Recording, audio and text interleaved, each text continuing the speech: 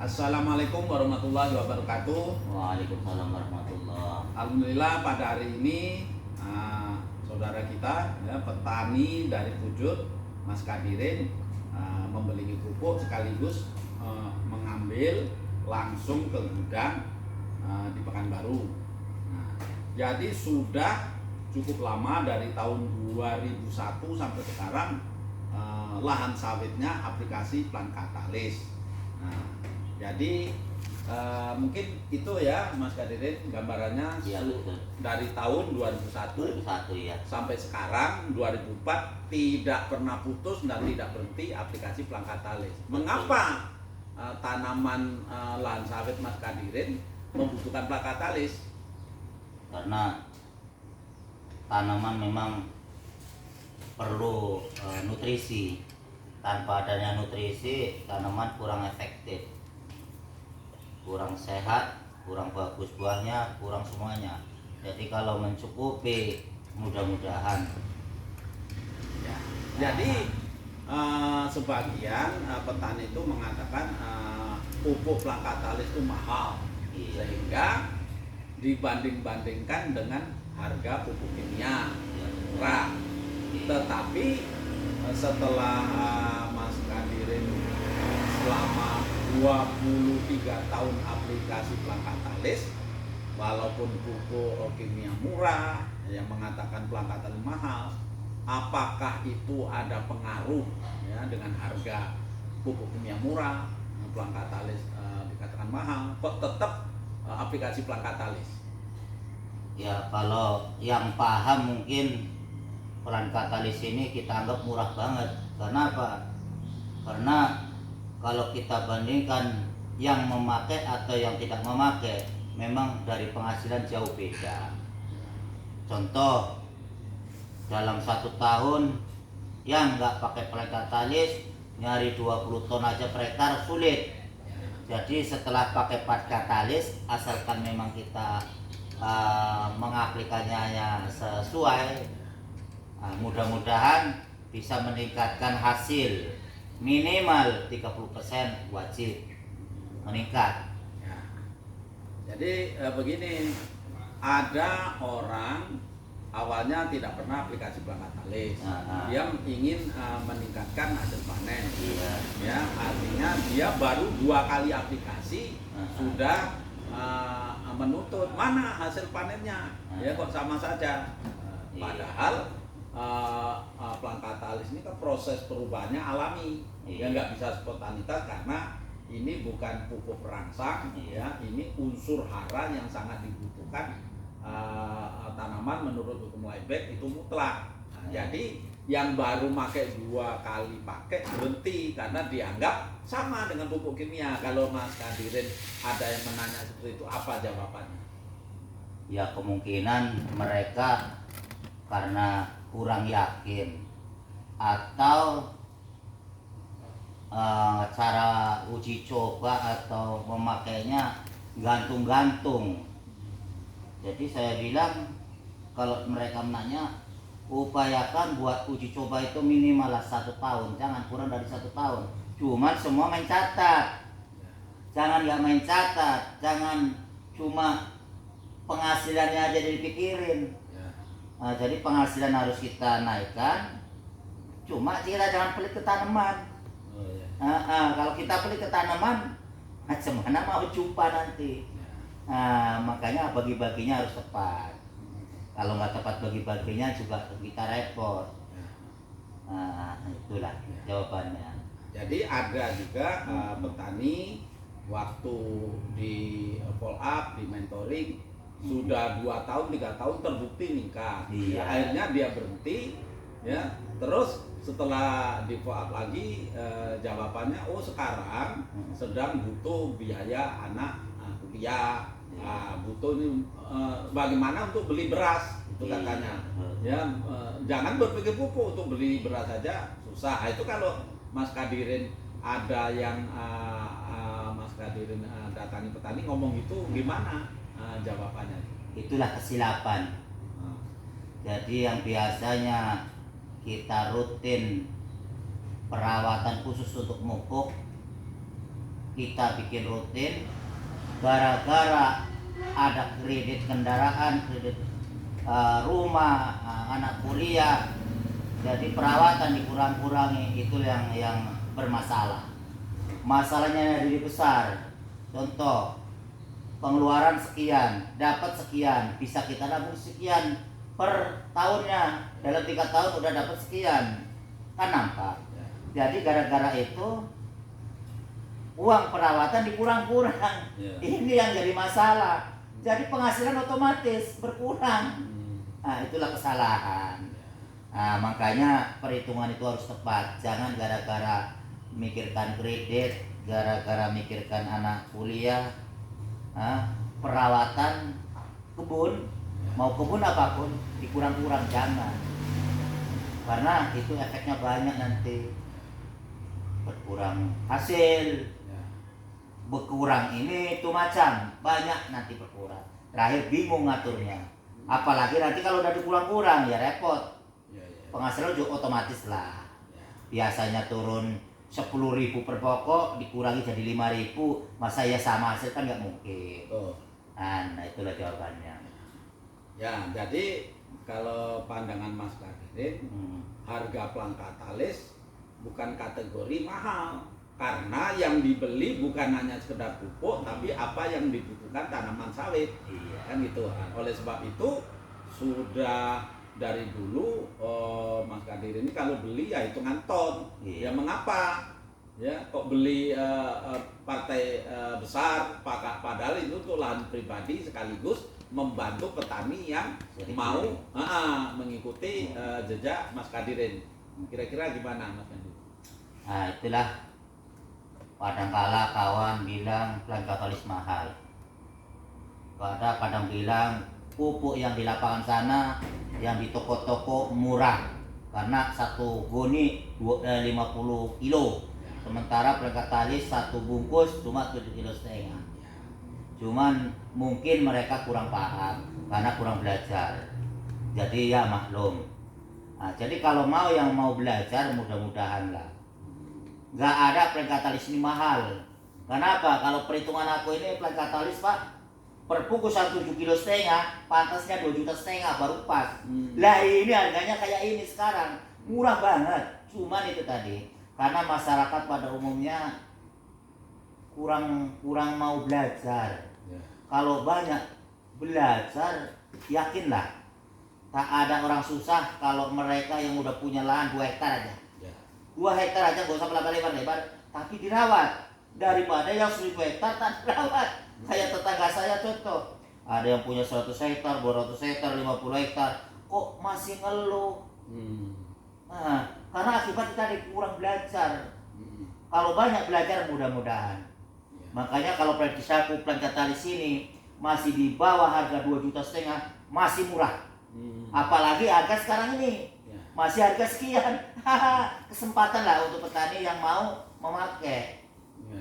Tapi jangan cuma sekali lah pula pakai, uji. Bagus gak usah. Cuma kalau mau uji coba ya mau go. Kalau yang belum pernah pakai, kalau yang udah pernah pakai, uji coba lagi ya konyol. Karena apa? Ya aku udah pakai puluhan tahun. Uji coba bukan di sawit doang, di sawit, di karet, di palawija semua udah aku bikin uji coba. Memang luar biasa Pak. Oke. Tadi waktu kita sharing sepintas, kan saya tanya Mas Kadirin selama berjalan 23 tahun ini seperti meriset sendiri bagaimana lahan sawit itu yang dipakai setahun, ya hasilnya seperti apa, yang dipakai 2 tahun seperti apa, yang bahkan dibandingkan yang setahun dengan aplikasi terus sampai 3 tahun. Kira-kira berbeda-beda enggak hasilnya Mas Kadirin? Berbeda, sangat berbeda. Karena saya buat uji coba tetap di atas 1 tahun. Minimal harus lebih dari 1 tahun. Tak pernah bikin uji coba di bawah 1 tahun. Contoh, tahun ini umpamanya, tahun 2000 umpamanya. Buat pupuk tunggal, tapi pupuknya bulan ini mau besoknya ini. Dah, aku catat. Oh, setahun penghasilannya sekian dalam per hektar. Udah 1 tahun lebih, bikin lagi sistem lain, bikin pupuk tunggal, cuma pakai pleketalis. Ya. Contoh, ini aku buat urea, besoknya MOP, besoknya TSP, besoknya pleketalis, rupanya meningkat penghasilan. Besoknya udah 1 tahun lebih, aku bikin lagi uji coba. Tahun ketiga. Cuma kelewatan 1 tahun Pak. Ya. Aku buat campur. Dioplos. Cuma nggak pakai pleketalis. Karena apa? Pas harga drop, maksudnya harga murah. Ya. Kayak tahun 2007 kalau nggak silap itu kan hancur secara harga. Ya. Nggak aku masukkan pleketalis. Karena apa? Kalaupun drop, orang harga nggak ada kok, nggak masalah lah, pikir kan. Makanya aku buat pupuk kimia campur. Drop ada hasil. Balik ke semula lagi. Sangat sedikit lah hasilnya. Ya. Jadi mulailah di tahun kemudian mulai meningkat harga sawit. Jadi ku buatlah uji coba lagi pupuk pleketalis, urea, MOP, TSP, 4 macam poplos Ya. satu. Di tahun berikut buah meledak. Disitulah barulah memang benar-benar nampak uji coba itu. Ya. Jelas. Karena apa uji coba itu tadi yang saya bilang, bukan di sawit doang. Aku buat uji coba di sawit, di karet, di palawija, mulai kakung, kacang, terong, semua palawija. Ya. Makanya aku buat waktu buat uji coba ke palawija, aku punya target harus dapat penghasilan 2 ton per minggu. Ya. Tapi tak ecer deh. Ya. Nggak tak tolak, karena kalau ditolak harganya separuh harga. Aku nggak maunya aku ya harga ya wajar. Kalau nggak wajar ya nggak mau. Makanya aku ecer, aku jual sendiri. Ya. Itu. Jadi saya pernah mendengar langsung pas mengalami harga pupuk kimia melambung tinggi. Iya betul. Terus saya dapat masukan dari Mas Kadirin, pupuk kimia itu dikasih sedikit karena harganya mahal. Tapi Plant Catalyst malah berani satu batang itu 1,5 on 15 sendok. Apakah itu betul Mas Kadirin? Iya betul. Pas pula harga MOP hampir 1 juta. Ya. TSP hampir 1 juta. Ya. Urea sama. Plant Catalyst tetap. Jadi pas harga sawit kurasa agak drop itu. Waktu itu agak drop. Jadi hitung-hitung nggak kena untuk kimianya. Ya kalau kimianya nggak palsu. Ya. Kalau sampai palsu, wah lama, harga tinggi. 2 kali lipat. Jadinya nggak kupakai lah kimia, kupakai cuma biasa 2,5 kilo, 3 kilo, ku buat 30%-nya, jadi sekitar 1 kilo. Ya. Untuk kimianya, untuk bau-bau lah. Ya. Untuk bedaknya dikurangi. Dikurangi. Cuma Plant Catalyst-nya ku naikkan 50% dari 100 gram menjadi 150 gram bahkan lebih. Ya. Itu pun biasanya aku mupuk 100 hari. Karena kena pula kendala harga mahal, sawit murah, kemudian kemarau. Ya. Kenalah pemupukan lebih setengah tahun. Ya.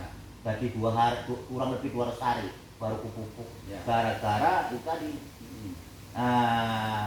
kemarau. Udah itu mau waktunya mupuk, memang kemarau panjang. Ya. Macam mana mau mupuk? Mau kutanam, mana ketanam? Tanah pun keras.